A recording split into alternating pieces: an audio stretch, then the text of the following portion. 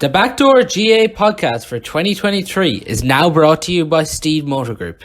For your personalised vehicle shopping experience, visit steedemotorgroup.ie. We are now delighted to announce our second sponsor of the podcast. Harper Finlay are a professional service recruitment company operating nationwide and are dedicated to helping people find their dream job. Joined now by former Galway senior football manager Joe Kernan and Barry Cullinane to look ahead to Galway Armagh this weekend in round 6 of the National Football League. Before we do that, I'd just like to offer our condolences to everyone involved in off-league GAA and the extended Kearns family on the tragic passing of Liam Kearns over the weekend. A fantastic manager, done tremendous work with Limerick, Laois, Offaly, and in particular Tipperary, getting them to the All-Ireland semi-final that year against Mayo. Joe, coming to you first, does this game mean a bit more to you now, I suppose, when you previously worked with Galway and they're coming up to Armagh this weekend? Well, I always had a bit of a soft spot for Galway, even when I was young, because I've relation there and there's a bit of Galway blood in me, so I always would have enjoyed watching Galway. I would have supported Galway, but then I went down. I was with Galway for one season, and I made an awful lot of friends. I probably would have liked to stay a bit longer, but I enjoyed what I done when I was there. But it would have took a bit longer. Galway was a wee bit of transition, and they were after winning under 21s, and we're looking good with a lot of players coming through. But it was a 3-year project, but it wasn't easy with the travelling, and I wasn't able to keep the men that I wanted with me in the coaching staff, and that was disappointing. But do I regret it? Not a bit. I enjoyed it. I said I made a lot of friends, and I was proud to be able to do it. Just on that, you were getting the plane down to Galway Airport there and plane landing down and then going over to Lockgeorge for training. What was that experience like? Well, for somebody, and we are amateurs in the GAA, the guy would leave, and a couple of guys with me, John McCluskey and my trainer, we'd be leaving and heading up to Dublin around 3 o'clock. You'd be plenty of time at the airport, but you know it was rushed. The worst was in the morning coming back, because you'd be up at 6. You'd have a 7 o'clock flight or a 6:30 flight, and I was back home here at 9:30. When the problems occurred, that there was a bit of fog, and I didn't know there was as much fog around Galway until I started flying. Then you were in trouble because you had no car, you had no nothing, and you were sort of grounded. But here, wait a second. 90% of the time it was perfect. It was a great experience. The fact that there was an airport there, I couldn't have done it otherwise. And I drive down, I go down on the Saturday for Sunday matches or for a Friday. And so no, it was perfect. And the hotels there, the Lockgeorge and the Clayton there, you know, they were brilliant hotels and lovely people to stay in. And you know, from that end of it, it was great. But it was hard to travel in there. And just with that, it was 2010. Obviously, you were with Galway that year. A good league, but probably just then, I suppose, stunned in the championship that year to was Wexford in the qualifiers. Well, one of the main problems was, the first division, as always, is great. And to be in that division, you're playing with teams at a high level. But the one problem we had, the start of the league, Michael Meehan got hurt, and that was a big loss. He was unmarkable as a player, as everybody in Galway would know, but he got injured during the league, and then we got him back for the championship against Sligo, and he got a bad injury against Sligo down with the ankle just before half time, and that sort of put the kibosh on it, that we, you know, losing him, like it took 2-3 minutes to mark him when he went at himself, the power, the strength, and he was just one of those great players at that time. But unfortunately, his career was hampered with those few injuries, and we never seen the longevity of the man that there should have been. And he was a big. Were you part of the battle, Barry, under Joe? Or? was for a while, yeah. While. I had a bad knee, and in fairness, Joe, like coming in as a new manager, although he said it was a 3-year project, Galway supporters and Galway board and all that would probably have been ambitious in where they needed to go, and carrying someone that maybe could train some evenings and not train other evenings, and really half fit most of the time, in fairness to Joe, wasn't an ideal situation. So I saw the league, and I think we went to New York, and at that stage then I made a exit stage left. But I remember we were on holidays actually, a group of us, Finian Hanley and Joe Bergen and a group of lads like that. I think it was Aaron Kernan that text Finian to say that Big Joe was coming west, and you have to give great credit to John Joe Holler, and I would imagine was there at the time, probably front and center of getting Joe down and bringing someone with the personality and the football capacity and the experience and the success that he had, particularly with Armagh and Crossmaglen, was it was a big bold move for Galway. And as he said, just unfortunately at the time, maybe we had come off the back of an under-21 All-Ireland and the minor All-Ireland and Paul Conroy's time, and we just didn't to no fault of Joe's. I think that the couple of years previous to that, we just hadn't kicked on, and trying to make an impact in 1 year, it was very, very difficult. And who knows if we'd have got a couple of more years, what sort of success we'd have had. But there was a lot of chopping and changing at the time, and I think it kind of, when Kevin Walsh came, then after a couple of more managers, Kevin Walsh came and he steadied the ship, and probably because things had gone so bad, probably no one else wanted the job. So Kevin had that kind of freedom where he could kind of have, row his own boat and find his own feet and get a couple of years in charge and rebuild. And I think he deserves a huge amount of the success, or a huge amount of the credit for the success that we're having now.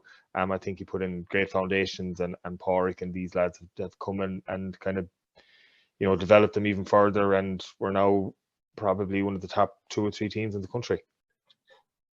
Just with that, Barry, on Joe's period over Galway around 2010, it's safe to say the players were definitely there, like when you look at the squad, and you're looking at the team.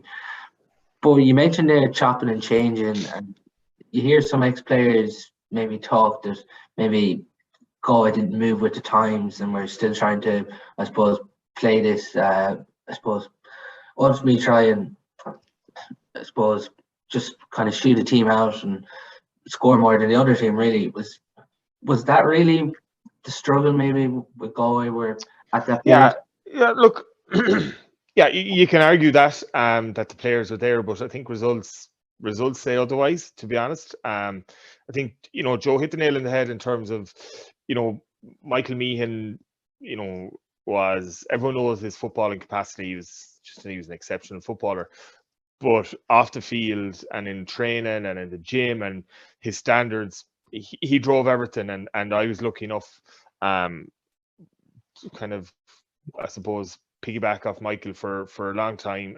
Minor, Sigerson, 21, and a couple of years as senior, and he just drove standards and everything. And unfortunately, his injury probably, to might have the footballers there, but maybe for my generation, the guys that were there that had already done it, the Pádraigs and the Joe Bergens and these lads, they gave it socks. But maybe for my generation, no one else stood up and took that mantle when Michael kind of, got injured or wasn't around. And I think, that the blame would have to lie fairly and squarely at our age group, and we never kicked on, and unfortunately, I suppose it bypassed us to a certain extent. And then, we now have a new crop of players who have taken on the mantle and are showing, the John Daly's, the Sean Kellys and these lads, huge leadership, huge ability, huge willingness to learn, huge willingness to train and improve, and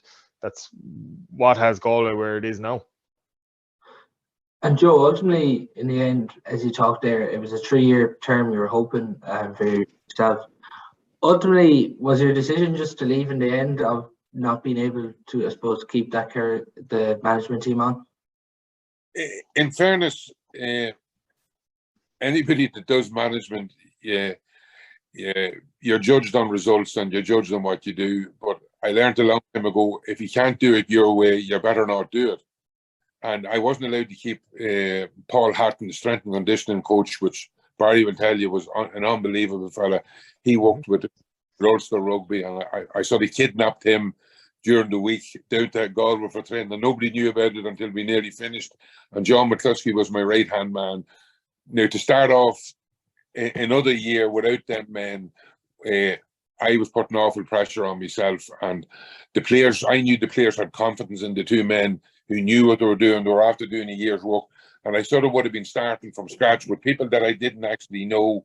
And even though I had selectors from Galway, which was great, but those two men were the men that were going to get the hard work out of the players and turn those players around from to supreme athletes that were going to be able to play this fast, strong game that we wanted to play. And we wanted to play the Galway way and the Armagh way, which was a kicking game. And but as I say, the injuries, and that's another way to get injured too. I had a lot of time for it, and people said there was a problem with Nicky Joyce. Nicky was actually had a good year, and he got injured coming up to the Wexford match too. So that was probably two of your best forwards gone. So you were in trouble. But no, the main reason was that I couldn't stay on. And as I said, everybody in Galway was so good. As I said, I shook hands on the way out, and I shook hands on the way in, and I shook hands on the way out.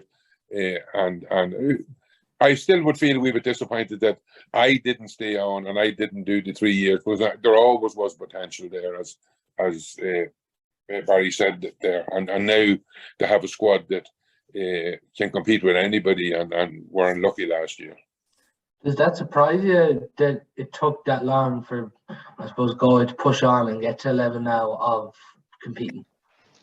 No, it doesn't. If you look at, right, take Kerry and Dublin out of it this last 20 years, or even Mayo, who have had a fairly consistent a group of players coming through all along. Now, whether they're doing something different than the rest of us, but like Derry come back there after winning nothing for 25 years. And that's what happens. When you go down the slippery slope, you go down it very quick, and it's a long way back. Whereas if you can maintain the high standards that Barry talked about there, that the Michael Meehan's had, and the Dublin boys and the Kerry boys have, and we had in Armagh for a while, and now we're back with those standards. But it's the way you play the game. Then I still think that people are getting caught up and over defensive. I like to see three forwards up the field at all times.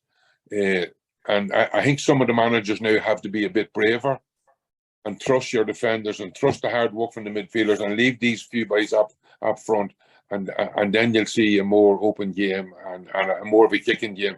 And all the players, the skillful players, can still show all the skills that they have. This weekend it is Galway and Armagh Barry in the Light Grounds Saturday evening at 5 o'clock. It's safe to say, with the way the league table is at the minute, Galway sitting on 6 points, Armagh sitting on 5, and you're looking at the relegation zone. You've Donegal on 3, Monaghan on 4, and just Kerry and Tyrone, both of them are 4. So, both of these teams aren't mathematically safe yet, and they'll want to get a result this weekend to ultimately be safe. And then you're thinking just back to last year when Galway played Armagh, game of the championship without a shadow of a doubt. And with what's at stake this weekend, you could really expect both teams to properly go for it. Yeah, well, we're coming, we're certainly, I saw an interview with Henry Shefflin after the hurling game at the weekend, and he spoke kind of about how the kind of cloak and dagger stuff of the early parts of the league is now probably over, particularly in the hurling. And I think it's going to be the same in the football, where you're going to have to get guys on the pitch and looking towards building your strongest 15 and getting game time into them, not just into the legs, but into the systems and into the brains, and knowing how to play what Pádraig and Kieran McGeeney are looking for. But you mentioned you're talking about the athletic grounds, and I think to me, I'm heading up Saturday with Galway Bay, and really looking forward to it. And because of, I think there isn't a county in the country, maybe some, Dr. Cullen Park and Carlow is fairly similar as well, but that wouldn't like the athletic ground. It's the perfect size, it's a good location, it's compact, it generates a fantastic atmosphere, and for a home team, it's exactly what they want in the league. And it's a huge benefit to Armagh when they play up there. But what it is also, and what Sunday will be, is a brilliant learning for Galway. Or Saturday evening is a brilliant learning for Galway. So it's you listen to Andy Farrell talking about stress in the Irish rugby team. Pádraig and McGeeney are the same with their teams. They want to put them in situations where they feel under pressure, and there will be no greater pressure in the league campaign this year for the bunch of Galway lads than in the athletic grounds at 5 o'clock on Saturday evening, because I can guarantee you McGeeney will have these lads primed and ready for battle, because he'll see it as a really good test, a really good test of where his team are, and will want to put Galway on the back foot and lay down a marker that come championship, if Galway and Armagh meet again, then he'll be looking for the upper hand. But in saying that, Pádraig will be in the same position. He'll want to win. He'll want to put down a marker for where this Galway team is. So for me, it's building to be a really intriguing clash, and one that I think will be well worth watching. So much at stake as well, Barry, because even if you're looking at the table, the winner could find themselves in contention for a place in the league final, and the loser could find themselves in a relegation battle. Yeah, but it's very tight. Now, Galway probably, the win against Monaghan has probably put Galway in a good position, in that if it comes head to head, they'll have that over Monaghan. All teams, like bar probably Mayo, every other team is you lose your last 2 games and end up in 6 points, you're probably in the mix for the drop zone. But that's not really going to be in their head at this stage. If that happens, it'll be unfortunate, but they'll accept it and move on. They're 100% focused, and Joel alluded to this, they're 100% focused on right now, when they hit to Loch George, if they're training this evening or Thursday evening or whatever they're doing, will be Armagh winning and trying to come up with a system to make sure that they can do that. Joe, talk to us about the athletic grounds and how special of an atmosphere it is there. The athletic grounds is a special ground. I remember years ago, Barry talked about the compactness of it is, and we used to call it the cot. The supporters are in and happy, and they're very close to you. You could nearly hear individual supporters telling you whether you were having a good day or a bad. But the work that's been done and the renovation has turned it into one of the best grounds in Ulster. It's big enough; it holds 18,000 people. There's good transport roads in and out of it, so the town empties fairly quick. But as a pitch, when you come out, you feel you're in that cauldron, and you can feel the support behind you. Like, I go to all the matches, and you have to be in the ground an hour and a half or an hour and 45 minutes, or you won't get a seat. I'm a stickler for being there early anyway. It drives the boys and my wife mad at times. Like, one day, one of the boys kept me late, and I finished up Armagh Road last year, and I was behind goals at the top end of the field, and so the crowd have gone mad. The expectation from the Armagh supporters, I think, is putting a wee bit of pressure. Kieran wouldn't admit it, but it's putting pressure on the enthusiasm to have for this team and the hopes to have for this team. But we're going to have to start to show now we're good enough. We've proven we're good enough probably to stay in Division 1, which has been great. But now it's coming down to championship time. The next 2 games is going to decide who's going to start. And the fact that if we can stay in the first division, that'll be a bonus for next year for the squad that's there next year. But coming into the championship now, we need to stay there to give us a lift going into the championship. Now, we have an easy enough draw in the championship. In Ulster, sometimes there's none of them easy, but we have Antrim first, and then maybe Cavan second. Now, that could be sticky, but we have a chance of getting to an Ulster final. So it's important that we finish the league, staying in Division 1. Does that have to be the goal for this Armagh team to win Ulster this year? I personally think it has to be. We need silverware. We're on the go now. There's been a fair bit of building on this team. There's 8 years put into them. If you go another 2 years, we'll be starting to rebuild again. So I think now the time is right, and have the players, especially up front. We have forwards now that would match anybody in the country, and we need to be able to take the shackles off and say, let's go for this. And there's going to be times in the matches. The match last year in Croke Park, we were outplayed, and people get carried away in Armagh, but the great game it was. With 10 minutes to go, we were 6 points down and we're gone. We weren't looking like winning. And we got a couple of fairly lucky goals near the end, and then it went to injury time, and then it was head-to-head. But we're not far away, but we just need to take the shackles off and believe that we can do it. Just want to bring Barry back in there. Before I do that, Joe, with this Armagh team, we've seen them throughout the league drop off on opposition's kickouts. Everyone, all 15 players. You talked there how you want to see 2 or 3 forwards up all the time, but at stages this year, we haven't seen that with Armagh. Does that frustrate you watching on? Well, I'll tell you how frustrating it is. We were playing with the wind against Roscommon. We lost the throw-in and kicked the ball wide. And when we were kicking the ball out with a gale force wind, we had 15 men behind the ball. Now, if we are going to win that kick out, and with a gale force wind, we had nobody to kick it into. And that's the frustrating thing that I see. We have Soupy Campbell, we have Rian O'Neill. We have 2 of the best forwards in the country in there, and we need to get the ball into them. Who else in there? Andrew Monaghan. He's one of the best catchers of a ball. He hangs in the air, and he's ideal for somebody to play off.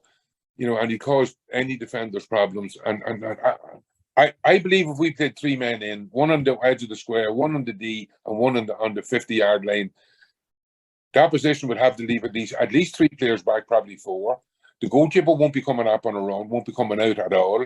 So that means then that if we win the ball in our defence, we have space to hit a ball 50 yards down the wings, where the defensive team, say Galway this weekend, won't want the ball going to the wings. They won't want space. So to me, you got to take chances in defence to make sure that you make good opportunities up front. And that's the way I would like to see it done. But Kernan has his own plans. In fairness to them, they've worked awful hard. They're as fit as any team in the country. But I still think there's more in us if we were a wee bit braver. Barry, with Galway this weekend as well, it presents a different challenge for them, especially coming up against Ethan Rafferty and the challenge he presents. Yeah, first and foremost, he's a brilliant footballer. I would say his kickouts, he has really worked on them, and I would say they've probably evolved that, Joe. They've probably evolved the Ethan Rafferty role this year in that he seems to be coming attacking a little bit more. Towards last year when it kind of first started, he was coming a certain distance and offloading. Now he looks like he's trying to get on for scores, and I think that's a big challenge for Galway. In that, how do you actually counteract that? Now look, last year Damien Comer was lucky in what happened for him, and they'll be looking for turnovers and trying to put doubt in his head, but also looking to try and expose it. In that, the reality is, if he's coming out, someone has to mind the house. They can't have every player up and even absolutely no protection back there. So they'll be saying, well, look, let him have it if he wants. I would imagine this is maybe something they'll say, let him have it if he wants. Let's get turnovers and let's put doubt in their head at the back, and it could create space up top for us. And I think Joe is right, and I've said this on here, I think it's yourself, Paul, Galway are trying to do what Joe has spoken about in terms of keeping people up top. They're not doing it all the time. I'm not going to claim that, but they certainly try and keep Damien Comer and Rob Finnerty. If we know Damien won't be there on Saturday evening, but when Damien was there, they were trying to keep Damien Comer and Rob Finnerty up top as much as they possibly can to try and get ball when they do turn over, get ball up to them, because it is frustrating. It is something that supporters and even managers and you see Roscommon in the league this year, Paul, turned Galway over a good few times, broke at pace, got to halfway and had to turn back. And like I've said this over and over again, I said on the radio, go bit, is that Gaelic football in a lot of ways is now becoming like basketball. So it's everybody defend, everybody attack. And until someone comes up with something different to try and expose that, Kerry did it last year. They kept David Clifford up as much as they could. That they went long. It caused Galway problems. And I'd be really interested to see this on Saturday evening. Do Armagh revert back to that and say, look, we had huge success when we went long against Galway in the last 20 minutes or 15 minutes in Croke Park. Let's try it again. Let's bombard that Galway full back line with high, long ball and see what happens. And it'll be a good test for Galway if that does transpire. Barry, just with that, like you're talking about the athletic grounds this weekend, that can easily lead itself, I suppose, to players just kind of moving out the pitch and probably becoming very bunched, I suppose, just with the nature of how tight the ground is. You probably don't feel you're as far out, and you probably could see teams maybe not having an outlet up at stages. Yeah, no, again, they'll have discussed that. They'll know that the dimensions probably more than any pitch. They're not as big as Croke Park. So they'll be looking at keeping width. They'll be talking to Johnny Heaney and maybe Matthew Tierney, if that's who's in it. Or whoever the other wing forward is, that they're keeping it wide, they're keeping space, they're keeping that out ball. And maybe, Galway now have, it's no secret their two wing backs drop in front of their full back line and the two wing forwards drop back. So they'll be saying, look, if we can get all of those players back, fine, but maybe let's get someone, if Shane starts, let's get him holding on the D. Is Shane start this weekend? I would say he will. I'd say he'll probably have to. He was kind of on the periphery of it against Armagh.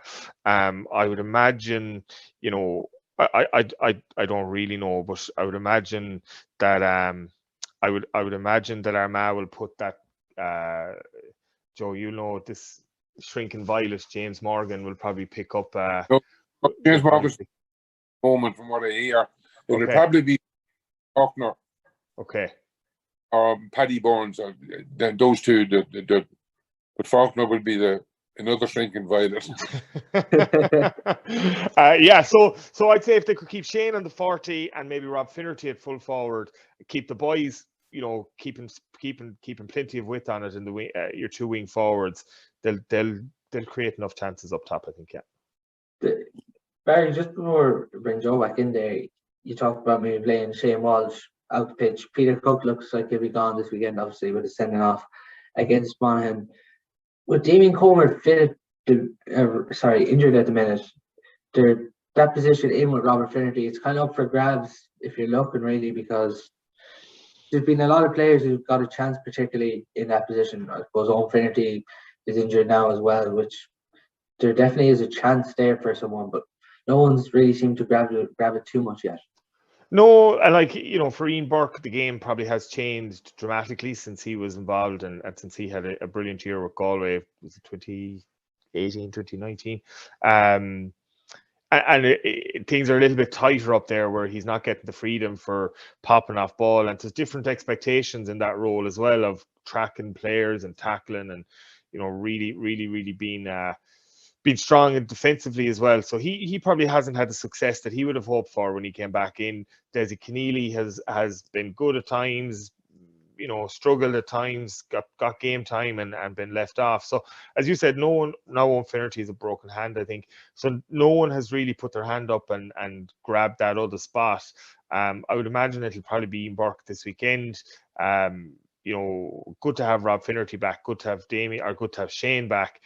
Matthew Tierney in really, really good form. So there is a spot up there, particularly now that Finian Olai is not available either. So there's positions there for someone to put their hand up and grab. But as you said, at the moment, kind of difficult to know who's in the best position to do that.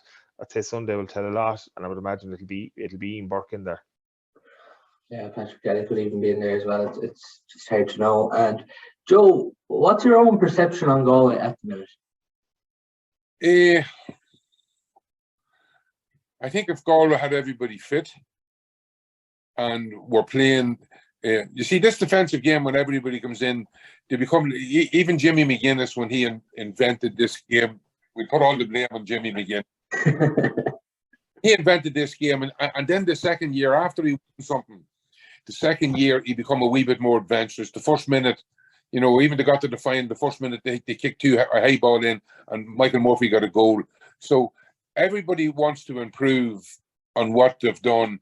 And what Padraig done was stabilise the thing, left himself harder to beat. But even as last year went on, they played with more men up, as Barry rightly said there. So while you're trying to be defensive, I still think that you need to be changing and working and improving all the time to break what everybody else is doing. And that's why I'm saying that every team should play at least 3 men. If you have 12 men behind the ball inside their own 50, you see, as Barry would tell you, when there's men behind the ball inside your 50, there's at least 3 or 4 of them doing nothing. They're marking. And to me, that's not, you've lost one of the greatest arts in the game, which was man-to-man marking. And we had a boy in Armagh called Francie Bellia, and people used to talk about Francie being slow and everything, but he was a great man-to-man marker. He got a hand in, he was out in front. His reading of the game was brilliant. Now we have that many men in the defence. We're waiting for somebody else to do your job for you, and we're all playing safe in the defence. So to me, you got to go back to a bit of basics. Get men that are good at their job, and be able to break at speed and kick the ball that you're getting into the defence. If the opposition comes forward and puts 10 men up the field and only have 4 or 5 back, they're vulnerable on the counter attack. You look at soccer and look at all sports. On the break, that's where you do the damage. But you can't do the damage if you haven't got the men up the field to finish it off. So I think that's what Padraig is now. He's trying to be more efficient up front and get ball up early, because with the players he has, if Como was back in that, them 2 boys alone would and have caused havoc when they're in there. So I think that's what Padraig's trying to do, and I think they'll be better for it this year. Another year in Division 1, and into the Championship. I think they'll be better for last year's experience. The hurt from last year from losing, and improve in certain aspects of the game. They'll be there knocking on the door again, hopefully. Could you see them in the All-Ireland this year? Yeah, but every year you start off at a low level, and you have to rebuild the confidence, and you have to win a few games. And whether they win a Connacht or not, they can be there or thereabouts in the quarterfinal at the end of the year. They'll know to have a good chance of winning the All-Ireland. Because the word in Kerry at the moment is that there doesn't seem the hunger there at all that there was last year. Now, that could be the boys in Kerry telling you a load of nonsense that come later on, then they get up to that level again. But I think Galway was in a good place if they got rid of their injuries, the injury problem improved, and they just tweak a wee bit more up front, that they make more chances. If that forward line make more chances, they'll take them. That's a good, that's the brilliance of them. And Barry, even we were talking there about the forwards a couple of minutes ago. Midfield, you're probably expecting the same, Killy McDade and Paul Conroy again. But even with the backs, it's been really impressive how different players have come into the backs this year. Like, you're thinking Daniel O'Flaherty and Johnny McGrath in particular haven't started every game, but even Johnny McGrath coming in the last day came in really well. Daniel O'Flaherty's came in really well. And then, like, the backs that have just been there, like everyone just seems to be on the same level, and it just really seems to be a secure defensive unit at the minute.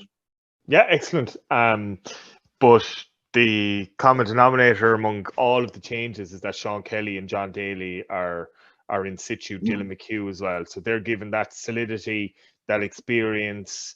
And it looks like something that we mentioned this last week, in that they're getting loads of bodies behind the ball. And Joel say this as well, is that, like, you've lads doing nothing, but the most frustrating thing is you get loads of bodies behind the ball, defensively set, and then someone throws in a stray hand or a stupid push and you give away a free and it sinks. So Galway look like they're really working on conceding the least amount of frees as possible. I think defensively that's really, really important. And then to me, like, the John Daly factor and Joe, like, Galway go to Armagh Saturday evening, and the man on the line for Armagh and John Daly, to me, they're cut from the same cloth. They're both left footers. They're both, cranky at times, tenacious, strong, brilliant in the tackle, brilliant on the ball, and always looking to the front foot. So always looking to kick, always looking to create.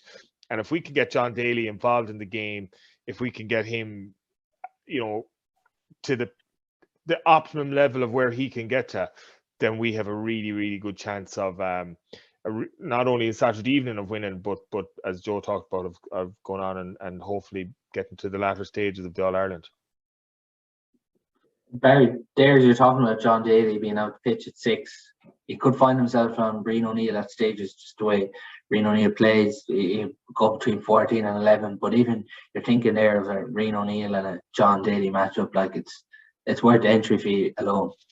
Yeah, and John won't back from that. Like he's equally adept at defending and marking and trying to take a player out of the game as he is being involved in the game himself.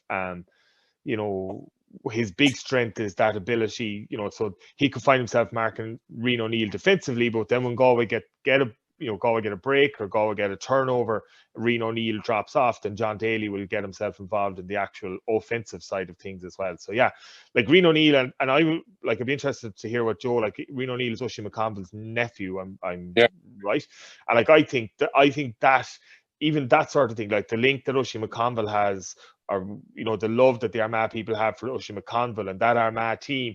Now you have the next generation of those players. I think that's all actually adding to the Armagh focus as well, and that people can see that generational stuff. And he's obviously Rian O'Neill is obviously an absolutely fantastic footballer. I would, and again, be interested. He doesn't score an awful lot from play. You often see Rian O'Neill 5-6 points, might be 4 frees of 45 and 1 from play. I think to get himself to the top level, so to the Damien Comers, to the David Cliffords, these guys, I think he just needs to contribute a little bit more. I think it'd be good for Armagh to get to see 2-3 points from play from Rian O'Neill. Just on that, yeah, I would agree entirely with you. But Rian is one of the most natural modern.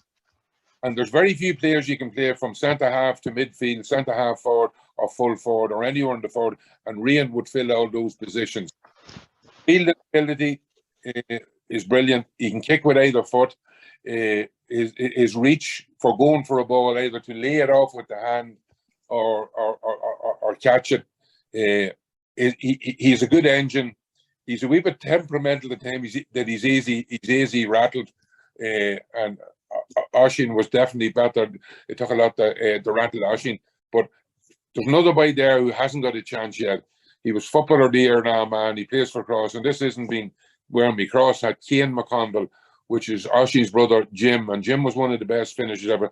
This young man is now ready, and I would love to see Rian and him in there together, big and small, and he's very fast. He can kick with either foot, and he's a good finisher. If those two were in there together, a big man, a small man, like Donaghy Gooch, all those players seem to work, and because they're related, there'll be a wee bit telepathic, and if you had somebody good delivering the ball in from centre half forward or midfield, I think we could cause a lot, and that's what I'm talking about.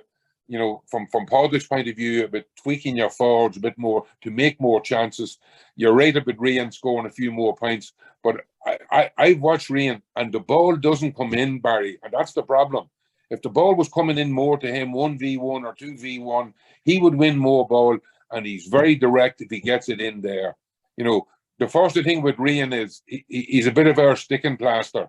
If something isn't going well, take him out midfield, half forward or wing half forward, and then he doesn't be in the positions.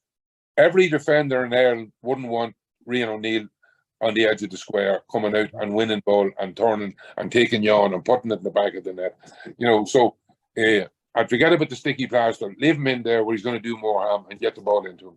He kind of reminds me, he could be this generation's Michael Murphy, in that he's big, he's strong, he's a brilliant kicker of the ball.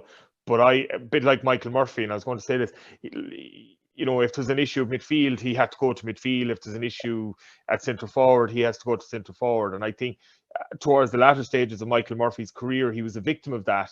And I would just hope for Rian O'Neill that doesn't happen to him, and that can just say, look, let's leave him at full forward. You know, if it's go to 11 at times, fine, but let's try and get him where he's the biggest threat that they can possibly have. Agree with you 100%, yeah. Joe, just on the Armagh injury front there, you talked about James Morgan, who's still nursing a hamstring injury. Conor Mackin hasn't come back yet. Oisin O'Neill's been out now for quite a while, as well as Aidan Nugent, who's been injured. Rory Gregan returned the last day. How are Armagh looking on the injury front? Still a couple of niggles there? Well, I think there's 2 or 3 of them hamstring injuries. Oisin was a knee injury, so that's twice he's had 2 knee problems in the last 12 months. Will he be out for all of this year?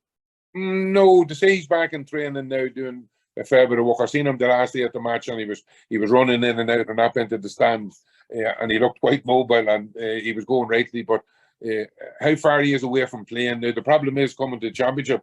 Where are you going to get the games, the competitive games, into your body to get you ready for championship? But if we had Oisin at centre half forward, I guarantee Rian would be getting an awful lot more ball, because he's also a great long kicker of a ball and scoring points from 50 yards. So that would certainly help our case if he was there. Rian was able to stay in. So young Nugent, he's a very good forward, vice captain, assistant captain. He's dangerous when fit, and Mackin in the middle. He was a sensation last year when he came in. He got a bad eye injury and has been out, but hopefully he'll be back in now.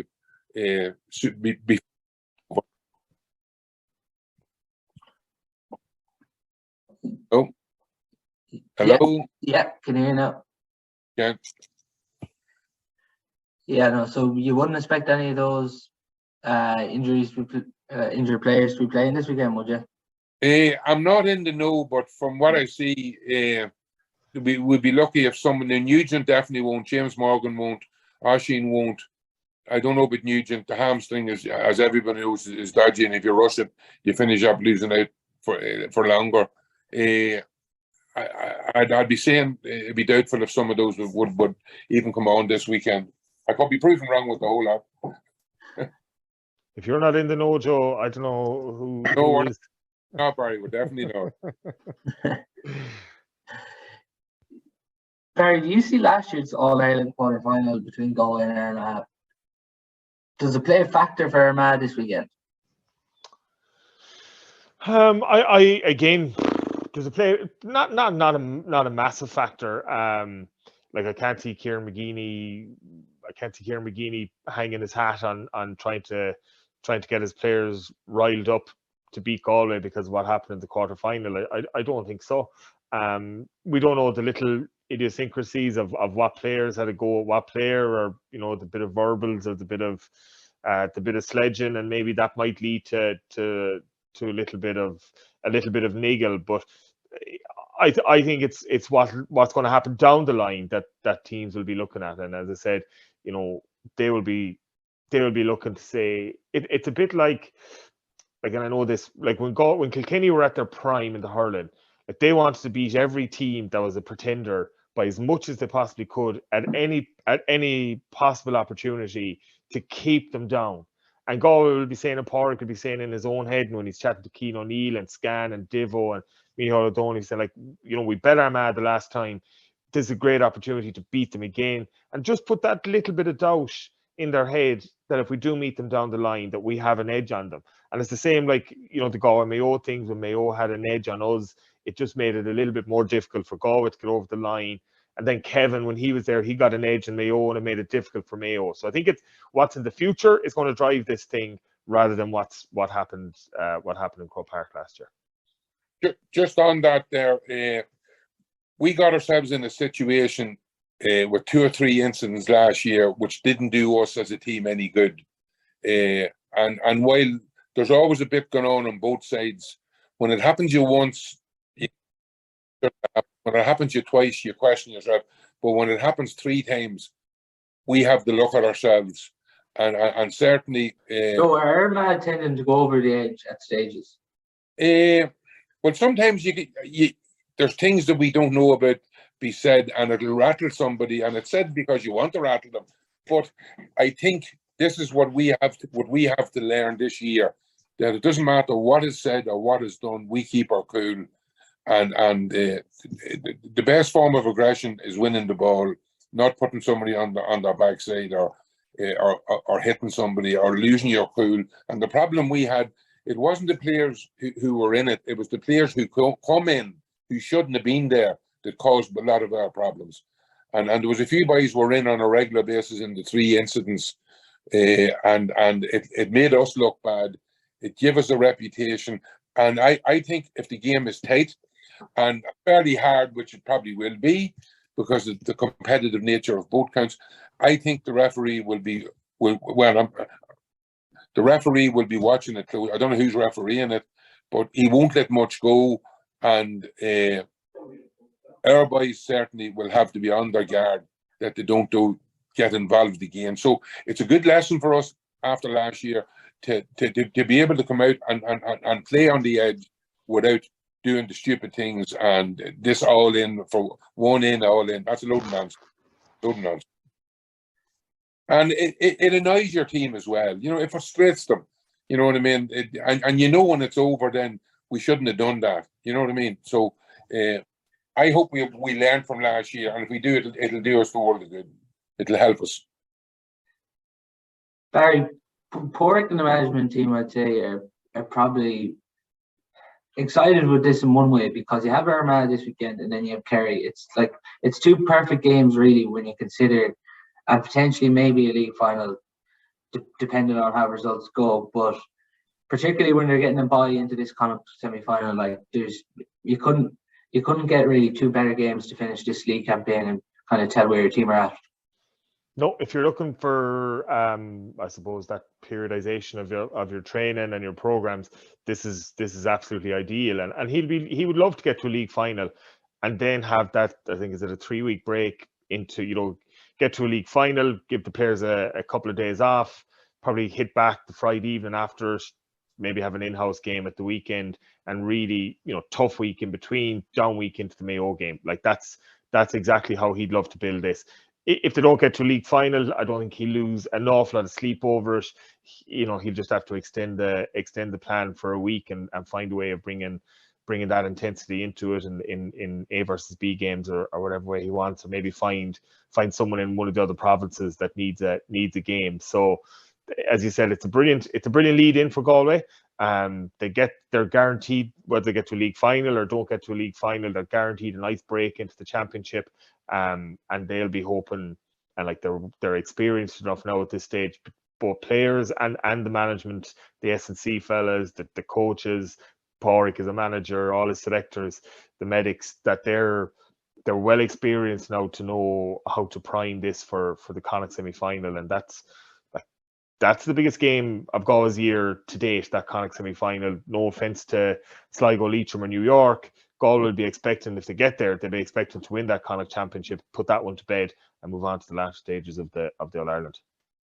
And tactically, really, it presents something different this weekend, which Galway want as well, to see how they can cope, as we talked about when Armagh put these numbers behind the ball. Yeah, most teams do it. Galway will be looking. I think kickouts again. I think kickouts will be really, really important, because more often than not, teams have to put players out for kickouts. So if a score or wide or whatever it is, if the team is kicking the ball out, they generally have to set up with a couple of forwards, so that if you can win primary possession and go back to Matthew Tierney against Tyrone, when you win primary possession at midfield, it just gives you the opportunity to break quicker with less defenders in your way. And I think if both teams, or whoever gets on top in that area, and I'd hope Galway will really go after the Armagh kick out, if they can win primary possession from there, then it could lead to, creating good scoring opportunities. As I said, like, look at all Galway's league games so far. If they win primary possession around the middle of the pitch, they generally can create a score from that. And I don't think Saturday will be any different. See them getting a result at the weekend, Barry? Difficult, very difficult to call. a performance is what we want. I think if we get that, they're experienced enough at this stage. I haven't been, and like, I know we're a long time on now, but I haven't been overly impressed with Armagh this year so far. You know, I thought they had a brilliant year last year. I thought the Kerry Armagh game, and like Galway have been involved in some terrible games too this year. Don't get me wrong, but I thought the Kerry Armagh game was absolutely atrocious. So I think Galway are probably coming into it with a little bit of better form, and I'd hope, just with our experience and getting a few players back, I hope that it'll see us over the line. But it'll certainly be a tight one, I'd say. Joe, would you be recommended on Galway supporters to get into this electric grounds early?